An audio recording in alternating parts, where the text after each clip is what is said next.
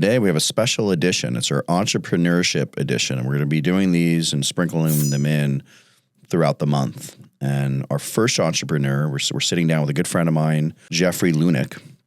He's the founder of Sumo Dog. He's a former corporate chef with Iron Chef Morimoto Restaurant Group, and a culinary entrepreneur who turned a creative food idea into a nationally recognized brand, seen at Coachella, music festivals, stadiums, and major food destinations across the country. How you doing, Jeffrey? I'm doing well. Thanks for inviting me. Thanks for coming on. And we also have my good friend, Zach. Welcome back. Appreciate it. Thank you, man. And we have Shane. How you doing, Shane? What's going on? A little warm, you know. Looking good. You dressed the part, huh? Yeah, I'm ready for it. This is the meat episode, right? The hot dog? Yeah, well, meats, you know. Yeah, meats. I Meats. totally underdressed. You did, yeah. And what's in the box? Oh, I got lots of meats. Okay, let's Let's see what we got here. Oh shit! Dude, look how good. Yeah, those look. Yeah. look at that stuff. That's what I figured I'd show Jeffrey, everybody what off. are these? Can you Yeah. explain this? Like, what So is I think the one he's holding right there, that's the Sumo Dog. So that's our Japanese take on a Chicago dog. Okay. Pickled pepper, And then what's this spicy one? mayo, nori. That's the miso katsu. That's the fork and knife. That's Double fist in here. It's a lot of meat. So that's a panko crusted. It's fried. It's a take on a katsudon. So a little bit of miso mustard, coleslaw, tonkatsu sauce. Then he's got the Godzilla, which is our foot-long Ooh, dog, yeah. which is Boom. everything but the I kitchen don't know if sink. I can handle all this meat at the same time, but I'm gonna give it a taste. that one's my favorite one right there, the Sumo Dog. Sumo Dog? Oh, it's just my go-to every time. So much meat in my hand, I feel like I'm in boot camp again. Wow. Anyway, but Jeffrey, I want to learn about, obviously you're my good friend, and we got kids that go to school together. Our wives hang out, and I'm a small investor in Sumo Dog, and I did it because I love the hot dogs, and I thought the branding was amazing, and it's different, and it's high quality, yet it's fast food, and I was like, this is going to take off, right? I just felt it. But I invited you on to kind of hear your whole story because you're an entrepreneur. You're doing this. You're creating and manifesting your own reality that everybody else gets to participate in, right? And that's one of the things I love about owning my own businesses is, you know, I really get to contribute to society, whether you're an architect and you're making designs or building buildings or creating new food concepts. That's what separates us from like AI, right? AI wants to replace all that. Oh, you don't need to think. You don't need to do anything. So I think these entrepreneurship series that we do are going to be important because I want to hear your whole story. Because there's a lot of young guys out there right now, they're unsure about the future. They read they watch the news and they read the AI stuff, and they're like, "Well, is my college degree going to be worth anything? Like, what am I going to do?" And hearing inspiration from people like you that have gone through working in the corporate world, working with another entrepreneur, and then finding the courage and concept and all the experience you had in creating a new brand that's taken off. And so, if you don't mind, let's start at the beginning. You know, where were you born? Tell me a little bit about what your childhood was like. I'm going to start crying. Yeah. So I grew up in North Dakota. I was destined to be, I think, a third, fourth generation railroad engineer driving trains. That's what my grandfather did. I think my great-grandfather did it. My dad did it. All his brothers did it. Grand Forks, North Dakota. Kind of a hick farm town, nothing that exciting. Divorce, pretty, I actually think the one thing all my dad's brothers had in common was they all got divorced, I think for the most part. Right? That was the one common thread. I think that was the one common thread. I didn't have any early aspirations of like being a business owner. It wasn't something that was I was ever exposed to. Yeah. I was exposed to some people that did their jobs repeatedly and they worked hard, but they were always working for other people, whether it was my dad's side, my mom's side. The one thing I'll say, before I came out here to do this, I was actually looking at, I did a cookbook, and I couldn't find the quote on it, but I did a cookbook of all my great-grandmother's recipes. And that's, I think, where the food part came about, and mainly hospitality, not like learning how to cook or, You know, I mean, she was making like, you know, frozen, you know, fresh walleye and like hot dogs. And, you know, she would microwave hot dogs to the point where it'd burn the roof of your mouth and you'd be fucked for like 2 days, right? Yeah. But for me, it was the hospitality. Like, I didn't know I was poor until I was in high school. Yeah. I had no idea because I always kind of felt like we had everything, especially hanging out with my grandparents, my great-grandparents. And because they would, I mean, my grandfather would feed us for a week straight at the lake, right? Yeah. We all used to go to Union Lake in Minnesota. And so I was like, things are great. This is awesome. And then, you know, high school comes around, you're sitting in like the free lunch ticket line and you're like, wait a minute. Oh shit, everybody's making fun of me because I'm poor. I had no idea, right? Yeah. And it just kind of all happened. And so for me, I always worked. You know, I had a paper route when I was like 9 or 10 for a few years, which was, God, I don't know how that was legal, right? You had to like collect. That was Money. The old, yeah, you had to collect money too. That You're was like a OG 5-year-old. days Yeah, where you'd have to like knock on guys' doors and go like, hey, oh, come on, Where's let my me write money? you a check, right? Yeah. And, you know, so I liked that. I liked the freedom of it. But, you know, my first main job was washing dishes at a Chinese place. You know, I cooked a little bit during the beginning of college, but my love for food probably happened at the University of Montana. That's actually where I met my wife, too. Mm-hmm.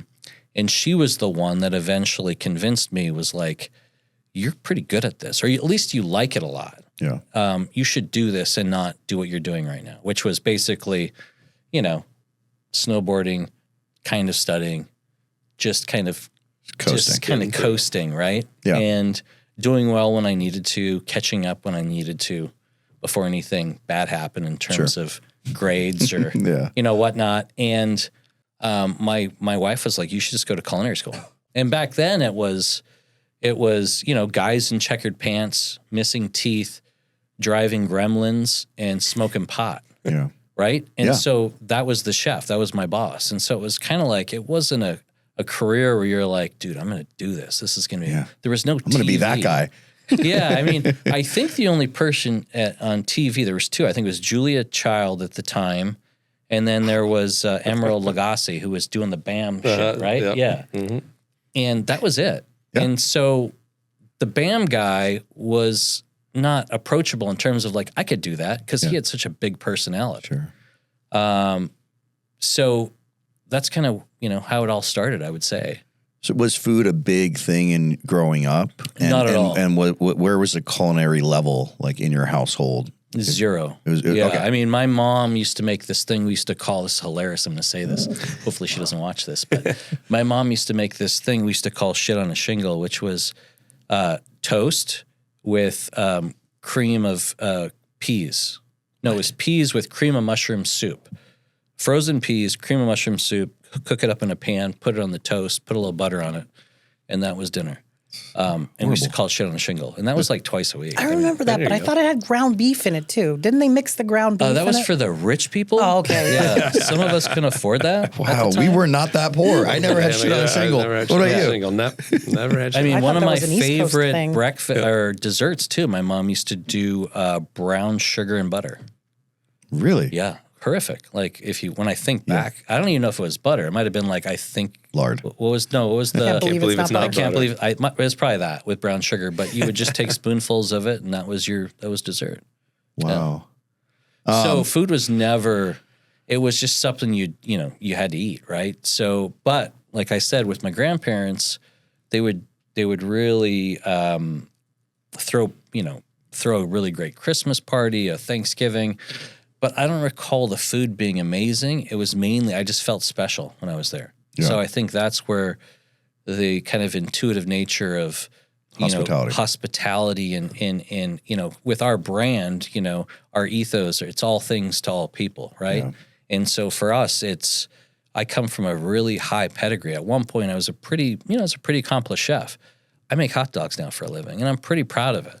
We do it really well. We do it better than most, and I feel like we're setting ourselves up to be a disruptor in that space, which no one's done yet, because it's tacos, pizza, burgers, burritos, all that stuff has been done. Hot dogs haven't. It's still Wiener Schnitzel, right? For the most part. It's like the go-to. Yeah.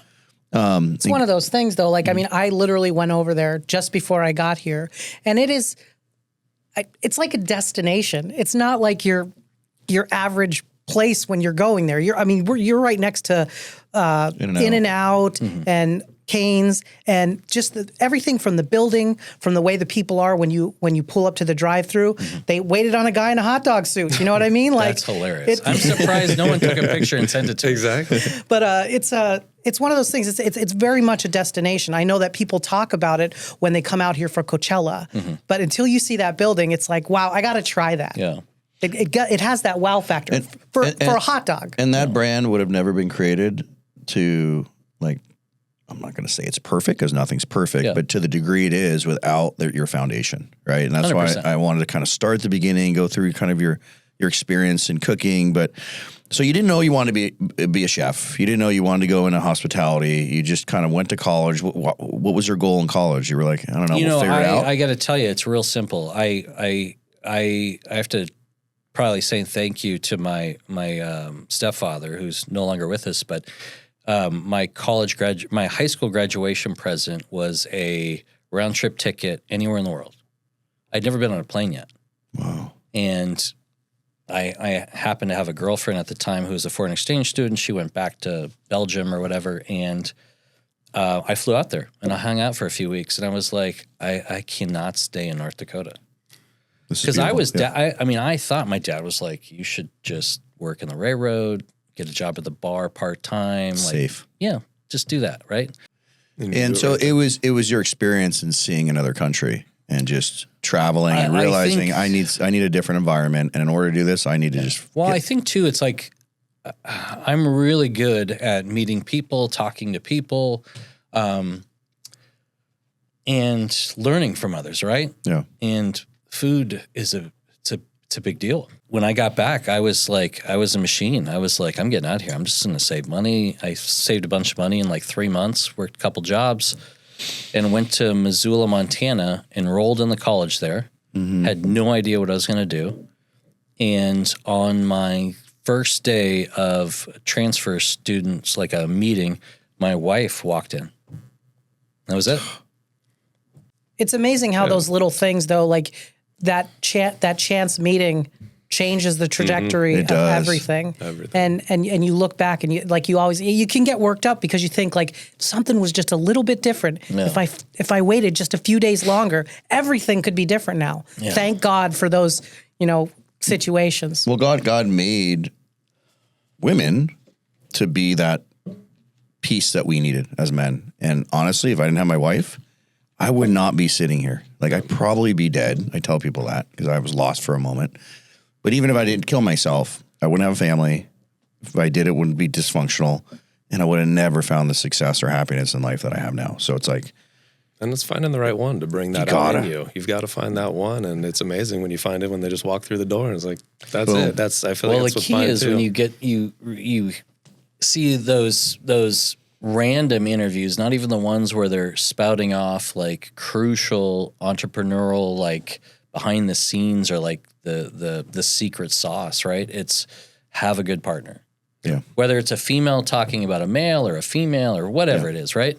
It's having that person in your corner because whether it's 2 years or 8 years in, I mean, they believe the first 7 years of Sumo Dog, I was eating shit sandwiches. Yeah. It was terrible. And, how did she support you during that? Well, I mean, she's a successful business owner herself, so you have that safety net, right? Yeah. But also, it's like when you have somebody that loves you, that believes in you, that's all you need, right? Exactly. Yeah.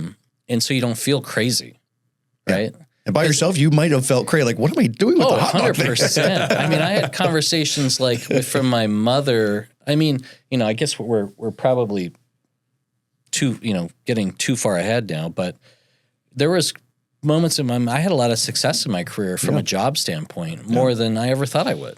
I mean, when I got my first major job and I was making like, $50,000 a year and I had benefits, when I finally got benefits, I was like, wow, I made it. This is it. Yeah. Like, I'm going to be the number 2 guy at the Mandarin Oriental in DC. This is it. It's all I need. Yeah. And my wife was like, oh my God, this is great. And she was going to law school. Mm-hmm. And I was like, that's it. It's all I need.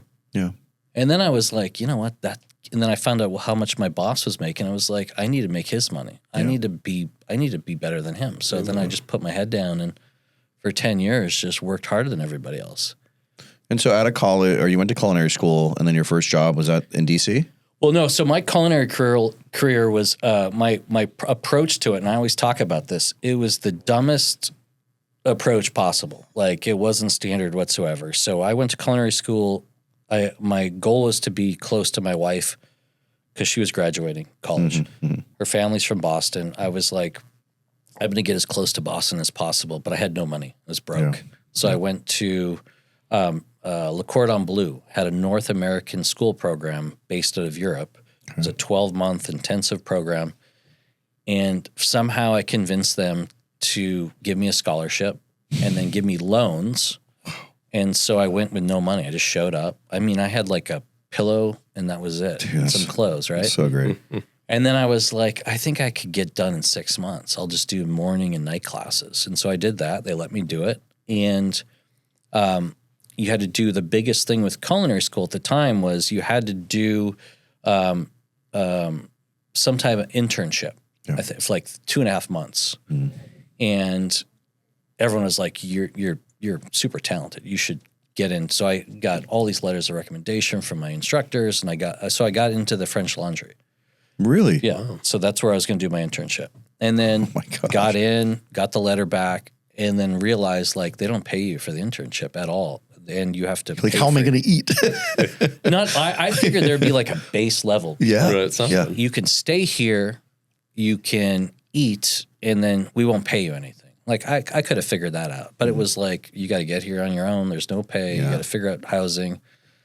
And I was like, that doesn't make any sense. Yeah. So I was like, I'm not going to do that. So I got a job. I did an internship with my buddy in Indianapolis, just because it was a free place to stay. It was a random spot. He worked at an Italian place. The Italian place was good. But the goal was I got a job close to Boston. Yeah. That's all I cared about. So I got a job as a private chef for a theater company in Cape Cod, and just for the summer. And I was like, this is amazing. They were going to pay me like, I don't know, it was minimal, whatever it was a month, but I got a free place to stay on the beach. It's kind of cool. And I was like, Tekla's going to love it. She's going to come out here for the summer. Maybe I can get her a job. She came out for the summer. We got engaged. Oh man. And it was the job paid. It wasn't a great job. I didn't learn anything. I just was cooking for some actors, right? Yeah. But while I was there, so it was, looking back, it all makes sense now. But while I was there, I was walking on the beach one day, and a guy was trying to pull this giant tuna out of a boat, and it looked like he needed help. I walked up. I was like, "Do you need help?" And he had this thick Japanese accent. He just said, "Just grab the tail, help me push it up." Pushed it up, and he goes, "What do you do?" And I was like, "Oh, I'm a chef." And he goes, "Oh, really?" And I go, "Yeah." Sorry for the Japanese accent. Oh, really? Oh. But I still remember it like it was yesterday. And this was probably almost 20 years ago. It was more than that. It was probably 25 years ago. Yeah. And he goes, "Where?" And I was like, "Oh, Monomoy Theater." He goes, You're not a chef. You're a butler." Ooh. And I was like, "What?" I just helped you with the fish, man. What's up? And he goes, if you want to fighting, if you want to learn how to sword. if you want to learn how to be a chef, here's my card. Come see me. And I did. I went and saw him. I think a couple days later. I said, I'm done. End of August. Was that Morimoto? No, his name was Hidemasa Yamamoto. Okay. And he was friends with Morimoto. And I got a job with him, and I stayed with him for 5 years. We did a couple dinners with Morimoto, so I kind of knew him. Was this in Cape Cod? This was at the Chatham Bars Inn, Cape Cod. And was it like Japanese sushi, or what were you? Well, he did a little bit of everything. So he was, from Japan, but he trained with Roger Verger from Paris, and he was a pretty seasoned. He was a Ritz-Carlton guy. Okay. Chatham Bars Inn was a nice resort. So I was there for a couple of years, and then I left with him to open the Mandarin Oriental in D.C. And then he wanted me to go to Tokyo. And then Tekla, my wife, at the time, we were just engaged because I kept putting off the wedding because I kept moving. Yeah. she was like, we're not going to Tokyo. She's like, I'm graduating law school. We can go wherever you want, but we're not going to Tokyo. Yeah, I'm going to be a lawyer in the United States. So he left. So I was on my own. So I was like, well, I was the number 2 guy. I was like, the Mandarin will give me his job. And they were like, you're too young. No. They brought some old German guy in, and I was like, I'm out. So I ended up getting contact. My guy, the chef I worked for, put me in touch with a headhunter. And over a 2-month period, I did some interviews, did some tastings, and I ended up getting this tasting with Steven Starr, who was the investor of the first Morimoto restaurant in Philadelphia, who was opening up another one in New York. Got brought in. They loved what I was doing. And so I was going to be the chef of the first white, like, exec chef in Philly, and then help open New York. And, when I did that, and there was no, back then, the social media wasn't a thing at all. Yeah. And so when I told my mom, so Morimoto was a big deal for chefs because of Japanese Iron Chef. Yeah. But the American Iron Chef hadn't really started yet. It was still the reruns of the Japanese one, the old school one, where they did all the crazy ingredients and, subtitles were, but everyone knew who he was. And my mom was like, there's no way you're the number 1 guy at that restaurant. And I was like, yeah, but there's no way to prove it, right? Yeah. There was nothing. But yeah, I got that job, and I was there literally, it was my first stint with him. I was there for a year and a half maybe. And then once you got to that level, man, every week you would get offered crazy jobs. And then on a blink of an eye, we got this crazy offer when Blackstone bought a bunch of hotels in Florida, and we went down there, and my wife took the bar down there, was going to be an attorney down there, and then Blackstone bought Hilton, and then that's how we ended up in California, and she had to take the bar again. Jeez. Yeah. And so I was really good at inexperienced in some regards because I was young, but I was a really good I was a great chef, I would say, food-wise, but I was pretty good at making money for my bosses. Yeah. Making them look good, which was usually the combo was either there was the hotel chefs were really, really good at money, shitty at food, or vice versa. And I ended up quickly learning that if I could do both really well, I could start making some real money. And that's kind of what drove me at the time. And where did you learn, in what stage and how old were you, do you feel you elevated your cooking skills and chef skills as well as your business? Was it working at the hotels or working in New York or? Well, I would say my second run with Morimoto, I left Blackstone and we opened up Morimoto in Napa, which was his first restaurant that he actually owned. Most of the time he was, he would license his name. Yeah. He would show up, he would do the opening, but he wasn't on the, he had no money in it. It was just his time. So if it failed, didn't matter, it didn't affect him. His check stopped. Sorry if you're watching this, chef. So that was a big deal, and it was Napa, which is a great food town, right? Yeah. And so our food was great. I mean, I got, I think it was top 6 restaurants in the country when we opened. And it was all my food. I was doing Iron Chef. I did all the food for that. To this day, if you go to Morimoto Napa, 75% of the menu is mine, I would say. Oh. So really? I was really good. I mean, for a time, food-wise, really, really good. And operationally really good. And then really good at finding talent. Yeah. Finding guys to You got to build your team. Yeah. It's a big team. It's 100 people in a restaurant like that because you're doing, 15, 16 million out of 7,000 square feet. Jeez. But what I realized quickly was how do I get my own? I can't do that. I can't build a restaurant for $10 million. I'm not famous. No. I work for a famous guy. Yeah. But no one's going to give me $10 million. No one's going to give me $1 million. No one knows Jeffrey. Yeah. No one knows, no one's going to give me $1 million. So then I'm like, okay, if I do the math, how is this going to work? So that's when I started thinking in the back of my head, I need to find something I can do with my own money at first. Yeah. And then see how it goes. And, kind of be happy and be my own person and set my own hours. When we worked at hotels, there was a point where I think it was a Christmas day. It was at La Quinta Resort. And we just had our oldest. So had to have been 16 years ago. And I got called maybe 5-6 times during Christmas, like during a quick dinner. And my wife was like, you can't work at hotels anymore. We should stay at nice hotels, not work at them. And that, like, I was like... That shook you. We were like, good point. That was the last hotel job I had. I always, you watch the chef shows and the when they take you backstage to the kitchen and whatnot. What was it like working in those different environments? Was it time just flew by because you guys are moving? Like what was the work ethic like? The environment, was it very stressful? Did you handle the stress well?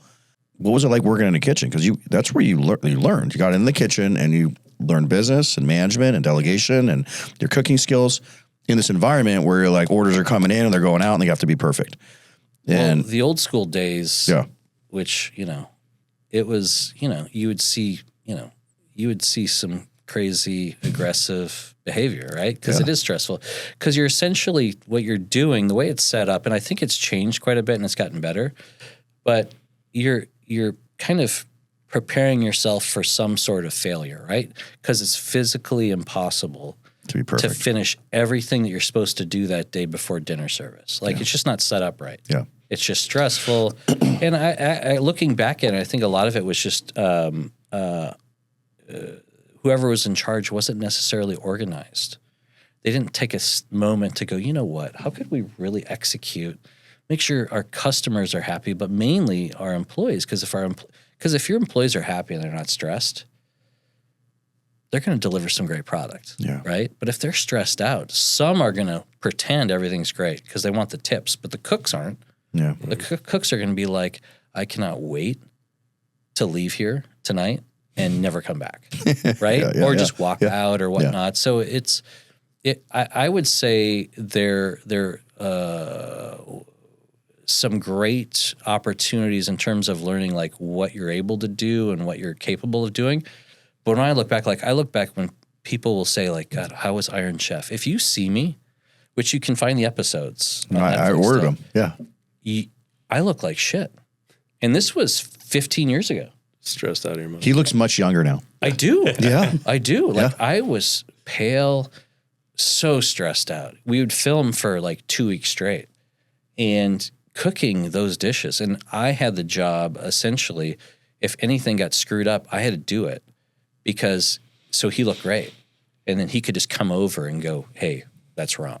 And it was my fault. Like making bagels in 60 minutes, it's not even realistic, but we did it. Yeah. Right? Yeah. Or pasta or udon or like, just crazy episodes. And I would have night terrors. Like, and it was just, and part of me was like, I want to be just like him. But if you're the number 2 guy for a famous chef or famous anybody, right? Yeah. You're never going to be the number 1 guy. No. You're the number 2 guy. Yeah. Right? Yeah. And so you're never going to have that. You're never going to feel like him. So it's never going to, you're going to think you're going to feel like him and it's going to be like, this is going to be great for my family. They're going to tell you, they're going to leave you everything and, everything's going to be amazing. No, it's not. But that's his space in this world and you got to create your own. 100%. Yeah. You can't. But that's like, but you like that, like, I love flying with him. Yeah.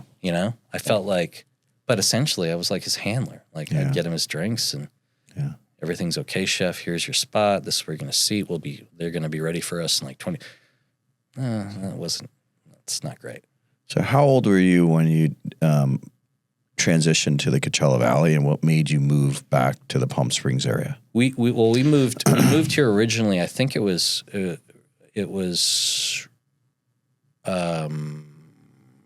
03, 04 when we came out when I got a job with when Blackstone bought Hilton. Okay. And so I was the director of Culinary for La Quinta Resorts, Citrus, PJ Private. I opened up the stadium and tournament. I opened up Ernie's. I did all these different projects for them. Wow.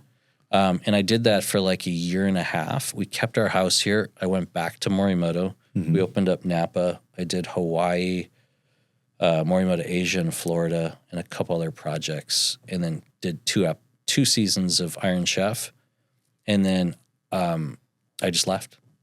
You said I quit. Yeah, I'm done. And what made you come back here? You had your house here? Is that? We had our house here, but, I think my wife wanted to come back into a smaller town. Our first daughter was a year old, and we had the house. And so she was like, and then she got a job being an attorney with somebody, kind of an independent contractor scenario. So it was real easy to get in. Yeah. And with no responsibilities if it didn't turn out well. Yeah. And, that was it. And then I was kind of like, I don't know what I'm going to do. And I actually started consulting. I was like, I'm going to start this consulting company. Yeah. And my first client I did, God, what's the fast casual? They have like 2,000 units. The Asian concept. They're based out of Torrance, I think. There's a few here. It's Panda Express. Panda Express. Wow. So I did. This is a great story. I got a great gig. I charged them like I was an attorney. My wife helped set it up. Yeah. The number was hilariously large. But because I was at Morimoto, they were like, "Oh, this is the guy." Yeah.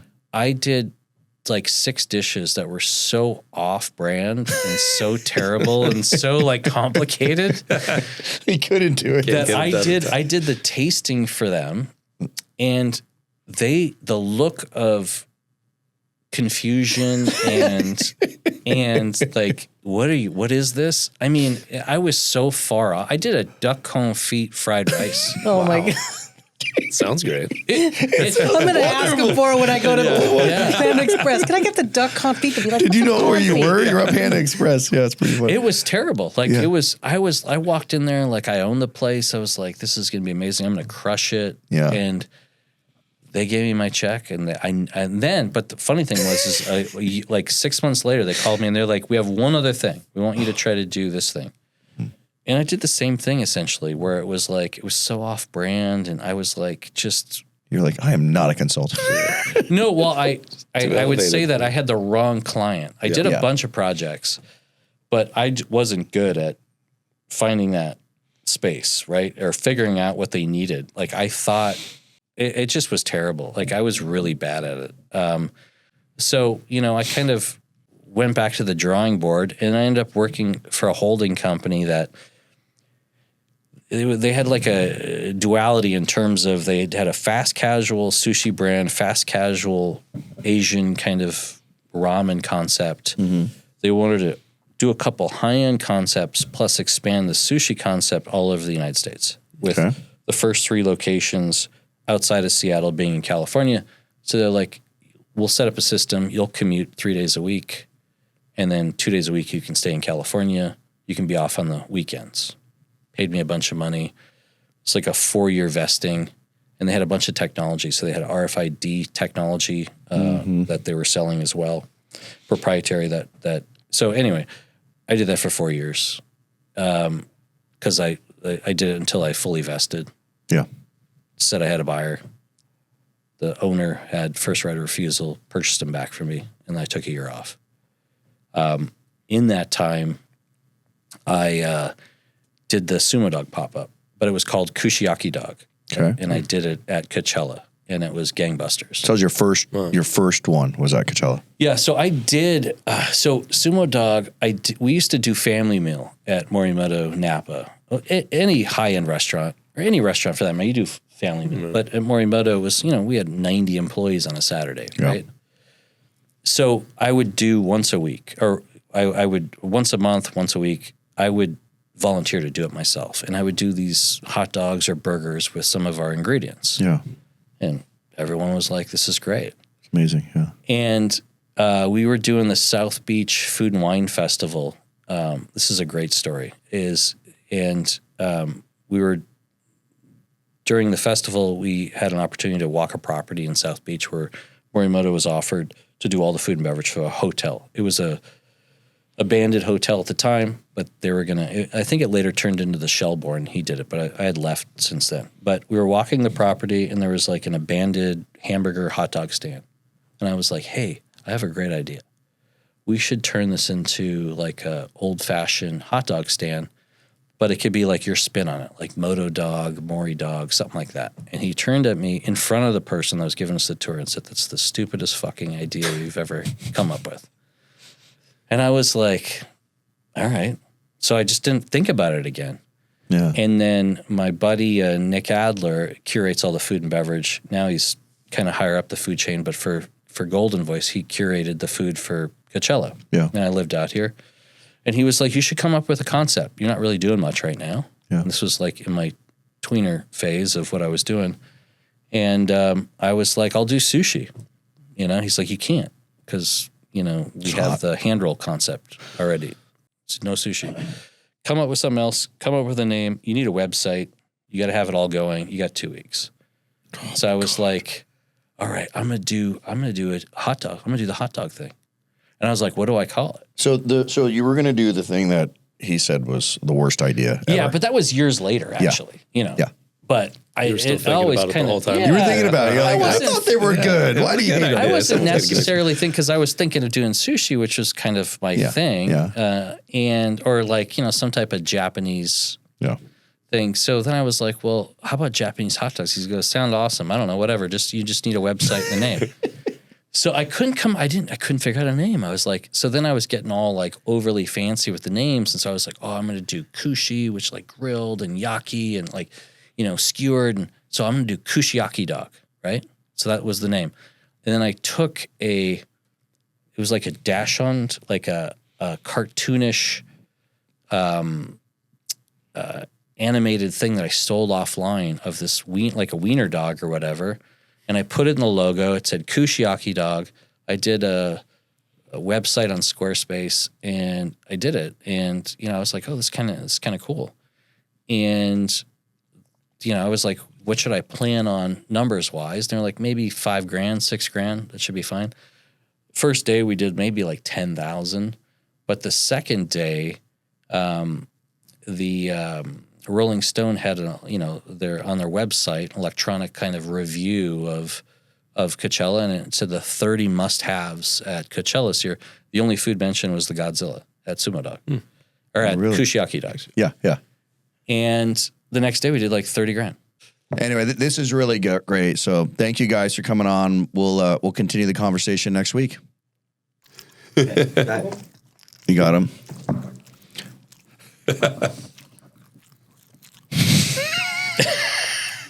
Just destroyed. Amazing.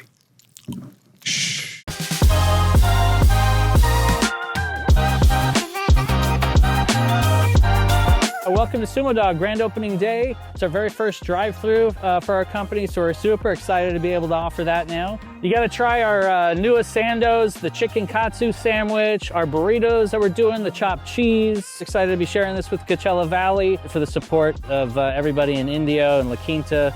Look forward to seeing you here.